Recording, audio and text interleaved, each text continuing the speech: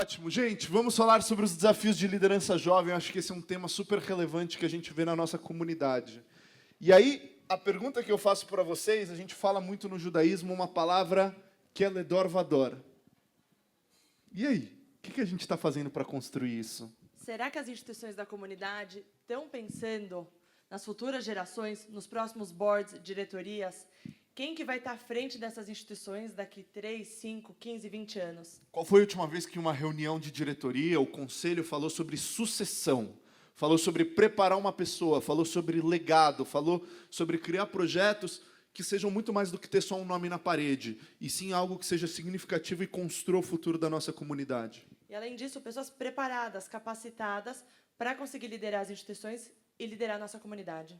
Então a gente quer contar duas histórias e um pouco de como o KKL está trabalhando em cima disso, porque acho que a gente tem esses 3 pilares para falar de transformação. Primeiro, o que o KKL tem feito nos últimos 3, 4 anos é realmente uma conexão intergeracional. O que isso quer dizer? Hoje a gente tem uma mesa de diretores diversa, com idades diferentes, gerações diferentes, backgrounds diferentes, justamente para a gente poder agregar, somar e pensar fora da caixa. Eu acho que a gente tem alguns mais novos que os outros, mas são todos com uma cabeça jovem, querendo pensar essa conexão que seja o futuro da instituição. E uma coisa que a gente olha quando pensa nessa conexão é não setorizar, é todo mundo sentar na mesma mesa discutindo as questões juntos. E aí sim a gente tem essa discussão de ledor vador, uma troca de conhecimentos. Quando a gente fala de projetos inovadores, parece às vezes que já virou um clichê falar de pensar fora da caixa. Mas a gente questiona tudo que a gente faz. A gente questiona tudo com o porquê da essência. Porque é muito fácil você estar numa instituição e deixar aquela tradição continuar. Falar, mas sempre foi assim. Por que a gente vai mudar? Sempre foi assim. Não, vamos questionar o porquê. Talvez seja relevante. A gente vai errar. Vai ter gente que vai reclamar. Tem coisas que não vão dar certo. Mas é só assim que a gente consegue ter um feedback, ter essa resposta e talvez fazer algo novo. E aí a gente tem uma rede de apoio global. O KKL, vocês sabem, é uma instituição centenária, presente não só em Israel, mas em todos os países, praticamente, onde tem uma comunidade judaica. Isso permite que a gente consiga ter trocas com outros escritórios, com outras pessoas, com outros departamentos, e que a gente consiga permitir também que as instituições que o KKL trabalhe, local, que a gente consiga trabalhar com essas instituições e apresentar projetos para fora e ter uma troca realmente enriquecedora, que a gente possa falar, isso deu certo, isso não deu. O que o KKL da Itália está fazendo que deu certo? O que o KKL da Argentina fez que não deu para a gente não repetir aqui? E por aí vai. E acho que tem um conceito, né? A gente sabe que o modelo de kibbutz mudou muito, mas numa última visita a um kibbutz, me falaram sobre o conceito de reshet bitachon, de como você cria aquelas pessoas que estão trabalhando fora do kibbutz, contribuem para um fundo para apoiar o que se tem internamente. E eu acho que é isso que a gente busca criar e que, por exemplo, um encontro como esse tem esse objetivo, o Reshet Bitachon, como a gente cria uma rede de apoio que um possa fortalecer o outro. E aí, um pouco de como a gente tem olhado para isso no KKL, a gente olha para o desenvolvimento em todo o ciclo da educação judaica. O meu caso é um caso muito específico, que a minha conexão com o KKL começou assim, pelos movimentos juvenis. Quando eu era masquir do Conselho Juvenil Judaico Sionista, eu fui buscar as instituições para falar de como a gente poderia trabalhar junto em um dos grandes marcos dos movimentos juvenis, que é o Intertnuot. E aí, desde então, eu entendo que quando a gente aproxima os movimentos juvenis em um momento tão importante como esse, a gente consegue fortalecer vínculos. E assim o KKL foi o grande patrocinador do último Hidor. Mas patrocinar não é só colocar dinheiro.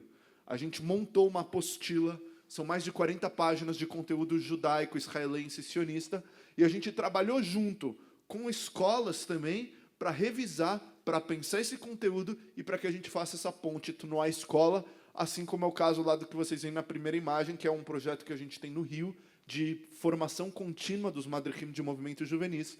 E para os que reconhecem essa foto, isso aqui é dentro de uma escola, é dentro do Bar-Ilan. Outro formato que a gente trabalha isso é na formação de educadores. Então, um encontro como esse que a gente tem agora, ano passado que a gente esteve na Argentina, o Congresso de Educadores que vai para Israel todo ano. A minha conexão com o KKL é porque em 2017, quando eu estava nesse movimento, me convidaram e falaram, olha, vem para esse Congresso de Educadores. E aí sim eu entendi a dimensão do que era o Keren Kayemet LeIsrael e estou aqui envolvido até hoje, agora ocupando esse espaço. E claro, estou falando de formação de jovens, estou falando da formação de educadores, mas também projetos como o Cacalap e o nosso livro Viver o Verde, que depois vocês conhecem mais lá fora. O que a gente quer mostrar é que o KKL realmente está presente em toda a trilha da vida judaica comunitária. Como que eu cheguei no KKL? Eu sou fruto da comunidade judaica, escola judaica, Tnuá, e para mim o KKL sempre plantou árvore, era isso que fazia. Eu vou para Israel, vou plantar árvore, conheci o KKL. E em 2021, caiu de paraquedas no meu colo um programa do KKL com a Organização Sionista Mundial, de liderança, de pegar líderes da sua comunidade e poder fortalecer eles, melhorar eles e justamente criar um networking global. Como que funcionava? Esse programa chama ZLA, Zionist Leadership Academy. Quando eu conheci o programa, ele estava começando, era um projeto piloto. A gente teria encontros online com especialistas da parte de fundraising, sustentabilidade, antissemitismo, diplomacia, jornalistas, por exemplo, o Hat Hemo, que é um jornalista gigante lá em Israel, e a gente teria esses encontros quinzenais online no Zoom. Só que o importante é que a gente tivesse a troca. Então, para mim, esses encontros já estavam sendo maravilhosos. Falar com pessoas importantes, a gente falou, por exemplo, com o CEO da Pfizer, era bem o começo das vacinas lá da pandemia, enfim. E naquele momento eles falaram, não, esse programa tem um extra. A gente vai fazer 2 vezes por ano uma viagem para vocês poderem se conhecer e terem muitas trocas. Então, fui eu, março de 2021, para Cancún, numa conferência do ZLA, no qual tinha eu e mais uma representante do Brasil, a Juliana Katz, que é de Porto Alegre. Hoje ela fez LA. A gente foi representando o Brasil e lá tinha lideranças que trabalhavam no KKL, que trabalhavam na organização sionista, ou que eram voluntários, ou que trabalhavam para outras organizações, por exemplo, na Stand With Us, fundo comunitário também, e por aí vai. Nessa troca, acho que essa foto é muito interessante, a gente tem pessoas de todos os países que vocês podem imaginar. Tem uma menina da Ucrânia, tem gente da Austrália, tem gente da Argentina, do México, do Chile. Então, a gente realmente tinha uma troca muito forte, muito interessante. Depois disso, a gente foi para Israel e teve mais uma conferência. E a verdade é que foi nesse momento que eu comecei realmente a entender o que o KKL fazia. Que o KKL não é só plantar árvore, mas sim o KKL estava pensando e trabalhando na sucessão, no futuro do povo judeu e como a gente consegue lapidar esses jovens que já estavam engajados e que já faziam um trabalho maravilhoso, mas como a gente consegue colocar eles nas diretorias. E aí foi nesse momento que o Rudy me liga, a gente se conheceu numa conferência lá justamente em Cancún, e ele falou, estou fazendo um board muito diferente do que a gente já conhece, quer participar? Eu falei, claro.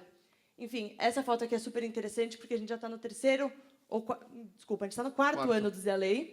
Essa aqui é a delegação de brasileiros. A gente tem a Ju de Porto Alegre, a Dani de Porto Alegre, que eu vou falar um pouquinho dela também, a Hanna, que é de São Paulo, eu e o Felipe, que também é de São Paulo. Então, a gente tem pessoas que são advogadas, a gente tem pessoas que trabalham para a comunidade, mas justamente a ideia é que a gente possa ter uma troca.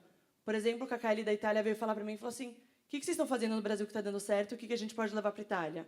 Eu liguei para um menino do Uruguai, que é da organização sionista, e ele tem um projeto de Shoah. E eu falei, o que vocês estão fazendo aí que está dando certo? E ele passou para a gente. A gente organizou também um curso para falar sobre antissemitismo, que a gente trouxe uma palestrante que é uma participante do ZLA do Chile, que, se não fosse um projeto como esse, a gente nunca ia conseguir construir essa rede. E é esse apoio que consegue fortalecer. E, para o nosso último minuto, eu acho que uma história super relevante é a gente ver o case da Dani Haad, que hoje é presidente da Federação Israelita do Rio Grande do Sul, e que vem de um programa como esse, Morada Escola, isso é importante dizer, Morada Israelita. Se eu começar a falar tudo que a Dani faz, eu vou ficar até amanhã. Mas eu acho que assim, é esse tipo de conexão que a gente quer fazer. Quando a gente fala de desenvolvimento de novas lideranças, é realmente um trabalho de responsabilidade. Tem mais um membro do nosso board aqui no KKL que está assumindo em breve a Federação de Curitiba, do Paraná. Então, mais cenas para os próximos capítulos. Eu acho que é isso. E, se vocês tiverem nomes, se vocês tiverem pessoas que vocês acham que têm esse potencial de crescimento na comunidade de vocês, por favor, falem comigo, falem com o Rudy, porque é justamente o que a gente quer, lapidar essas pessoas para justamente pensar na nossa sucessão. Estamos criando novos projetos, como uma versão pocket do ZLA para preparar os nossos jovens brasileiros para já competirem à altura. Nossos 10 minutos terminaram. Obrigado.